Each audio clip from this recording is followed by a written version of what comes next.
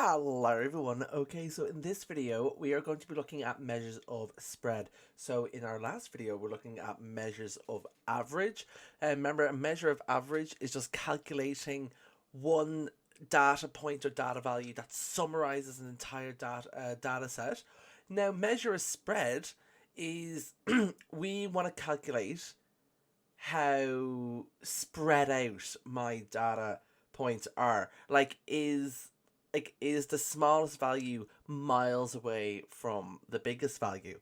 So, for example, I say this data set A here. Say I have 1, 19, 20, 21,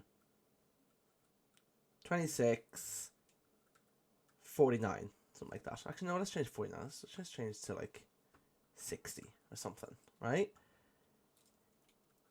You see how my data is very spread out, right? My lowest value is 1 and my highest value is 60. See, this data in the middle here, they're all kind of bundled together, but my lower, but I have a really small lower and a really bigger number. That makes sense. Whereas like this data set here, like say B, for example, say if I had like say 15, 15, 16, 17, 18, 19, 20, right? See here how this data is more kind of compact and closer together. Like I don't have any kind of extreme values kind of pulling it from left to right. So see here how all my data is kind of compacted there. So how we do this, for measure of spread, we look at the range, the interquartile range, and the standard deviation. So in this video, we're looking at range and interquartile range. So what is range? So the range of a data set is just the biggest value minus the smallest. Right? So the range for like say data set A here would be 60 minus 1. My biggest value is 60 and my smallest value is 1. So my range is 59. That's really high. Right? If you have a big range, that means the more spread out your data is. Right? The range of B, however, if I look at the range of B, it will be 20, because 20 is my biggest value, minus 15, my smallest, and my range is 5. So what can we say about these two data sets? I can say, well, B has a smaller range. So since B has a smaller range than A, we can say data is closer together. To get her. Yeah? So if when we're comparing two data sets, if the range is smaller, we say data is more kind of consistent. It's more consistent. It's more near around the same value. So that's range. So what I'm looking at is the interquartile range, which is like kind of the bougier version of range. So the interquartile range, we have to first, for interquartile range, we have to split a data set. So say this block is my data set here, for example. I have to split my data set into quarters. Right, this quarter 1, 2, 3, and 4. I'll have to split my data set into quarters first, right? Let me draw my black lines here. Bing, bing, bing. Right? Q1 would be my lower quartile. Q2 would be my median, so my middle value. And then Q3 is going to be my upper quartile. So do you notice here, Q1 is the middle value between my starting point and my median, and the same with Q3. It's the median or the middle point between my upper quartile and my end point. So the interquartile range is just Q3 minus Q1. So it's this value minus Q1. The quartile divides the data into 4 parts, with the interquartile range being the difference of the values of the first and third quartiles. So let's have a look at an example here. So you need to be calculating a median for this. And remember, with the median, you have to be sorting your data out in order first. So here's worked example 4.1. A sample of test scores for a class of students is given below. 70, 42, 50, 54, 58, 63, 61, 67, 65, 35. Calculate the interquartile range for the given data. So first we need to order the data in ascending order, from smallest to biggest. So it's ordered here, 35, 42, 50, 54, 58, blah, blah, blah, blah. We want to find the median, or Q2, which is the middle value of the data set. In this case, it's the average of the two middle values, because there's 10 data points here. So if you remember from last video, to calculate the median, we could do two things. So it'd be 1, 2, 3, 4, 5, 6, 7, 8, 9, 10. So I want to find the middle value. So 10 divided by 2 is 5. It's a whole number. So I'll have to look at the fifth and sixth value. So 1, 2, 3, 4, 5, 6. I have to look at these two values, add them up, divide by 2. So 58 plus 61 divided by 2, 59.5. So if you see this line here that divides it, that's where 59.5, or my median, lies. So now, next step, step 3, we need to split the data into two halves, the lower half and the upper half, excluding the Q2 in this process, or excluding my median in this process. So if you look here, I have this data is in my lower half, all here. And then, let me get a nicer color here. This data is all in my upper half. Now what I have to do is to find Q1 and Q2. I need to find the median of my lower half and the median of my upper half. So to find the median of Q1, so what we could just do is 1, 2, 3, 4, 5. 5 divided by 2, which is 2.5. Round up to 3, so go to my third point, which is 50, right? And then so Q1 is equal to 50. Same thing with my upper quartile. So 1, 2, 3, 4, 5 divided by 5. So 5 divided by 2 is 2.5, round up to 3. My median is 65. Or you can just do good old smallest from highest, smallest from highest. We're left with my median there. So my Q1 is 50. And my lower quartile is 50. My upper quartile is 65. Finally, calculate the interquartile range, IQR, by subtracting Q1 from Q3. So interquartile range is Q3 minus Q1. So 65 minus 50, which is 15.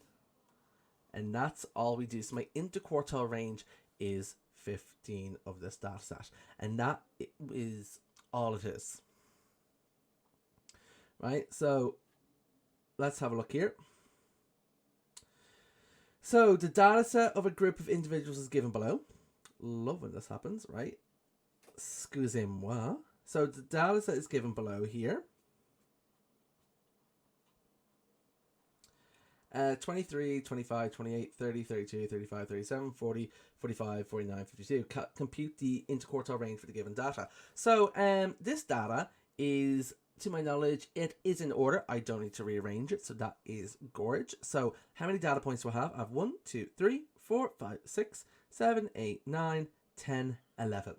So I have 11 data points. So 11 divided by 2 is 5.5. So I have a decimal here, so I round up to 6. So my sixth point is my median. So look here. So 1, 2, 3, 4, 5, 6. So 35 is my median. Now I split my data into my lower and upper half. So lower half, upper half. Calculate the median here. So 23 from 32, 25 from 30. So 28 is my Q1. Then my upper half, 37 from 52, 40 from 49. Now 50. This is my Q3. So my interquartile range is going to be equal to Q3 minus Q1, which is equal to 45 minus 28, which is 17. So my interquartile range is equal to 17. Gorgina, right? Right, next question. So the following data set represents the scores of a basketball team in a series of 10 games. I don't really know how basketball games work. To be Q8 when I was making this question, can you get 97 points in a basketball game? But you get 3... Anyway, it's not real. It just bears me. We're in a world where we can get 97 points in a basketball game. But anyway, determine the interquartile range of the provided data. So I first need to look at my data, and what I realize here is like this is not in order. So I need to put this in order first. So I need to rearrange my data. So it's going to be 75, 78. Then I have 81, 83, 85, 88. Then 90, 92, 95, 97. Gorge. Now I need to find my middle value. So there's 10 scores here. 1, 2, 3, 4, 5, 6, 7, 8, 9, 10. So find my Q2 or my median. So 10 divided by 2. So I put the different color there.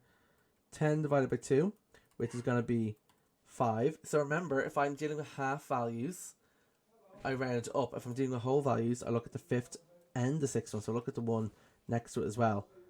So I need to go down 2 values here. So 1, 2, 3, 4, 5, 6. So look at 85 and 83.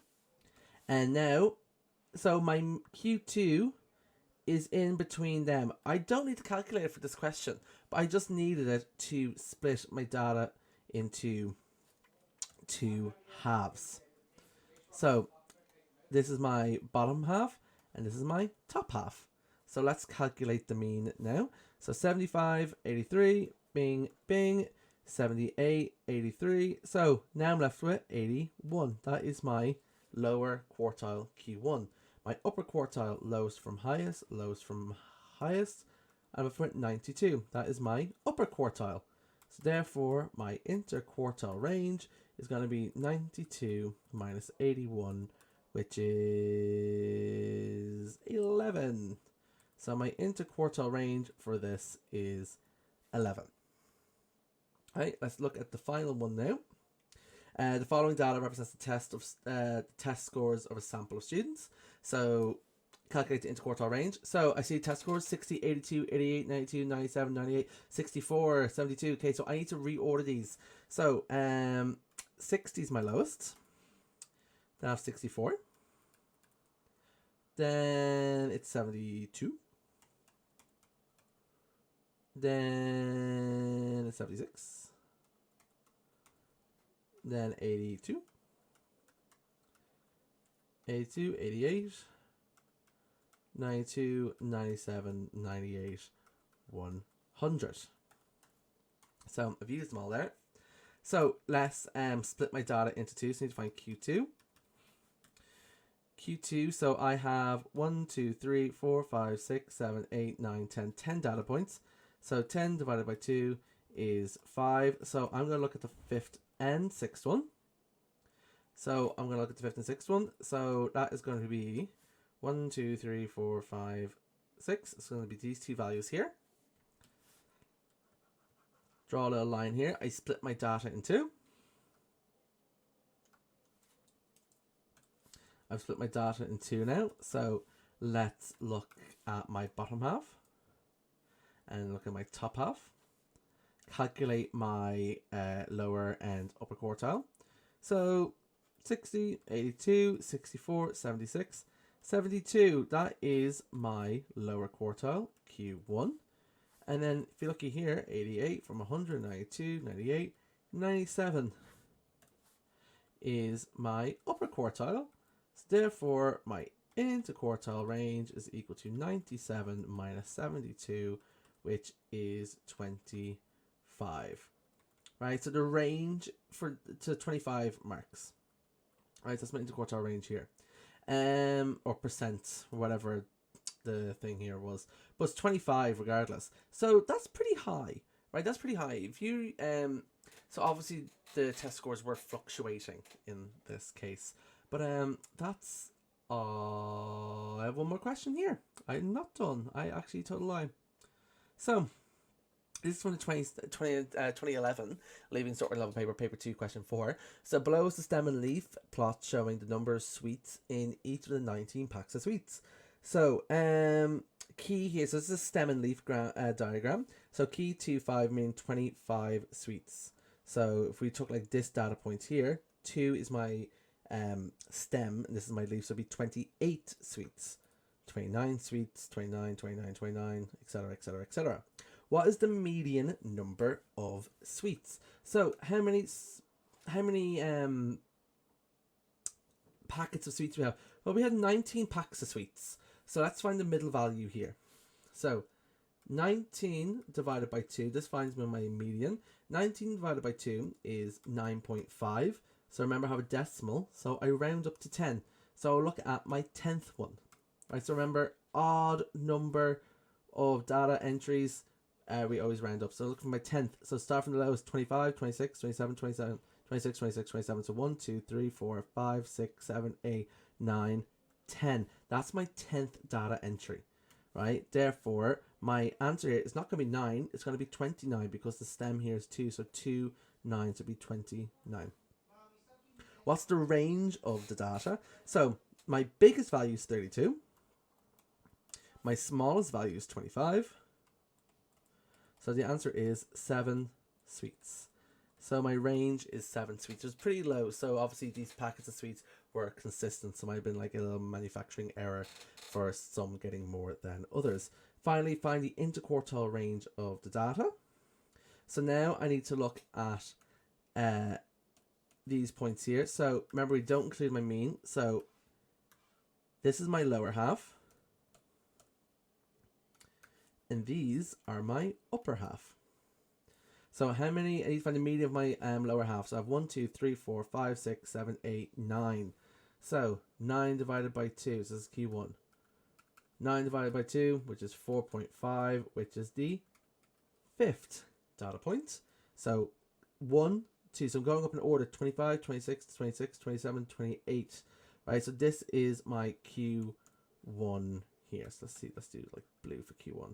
This is Q1.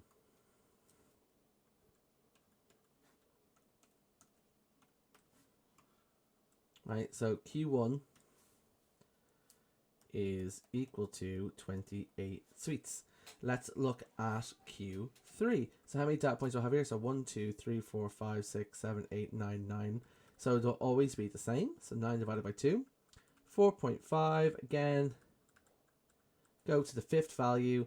So 1, 2, 1, 2, 3, 4, 5. So it's going to be this value here. Right, so Q3 is going to be equal to 30. 30.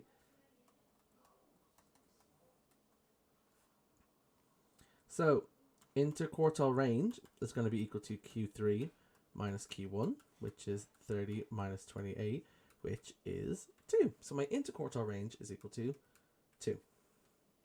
So the sentence below describes the data shown in the stem and leaf plot. Delete the incorrect word in each of the following brackets. So this is a set of univariate and bivariate data. This is going to be univariate.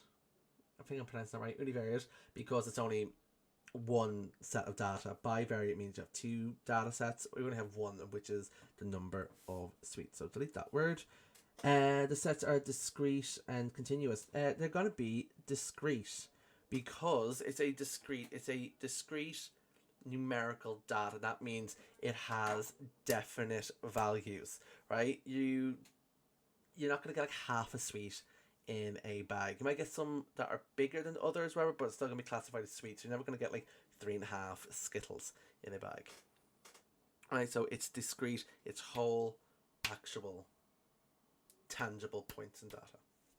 Right, and that's it. Right, so that's my video on interquartile range and range, and the next video is going to be on standard deviation, and I'll catch you guys later. Bye.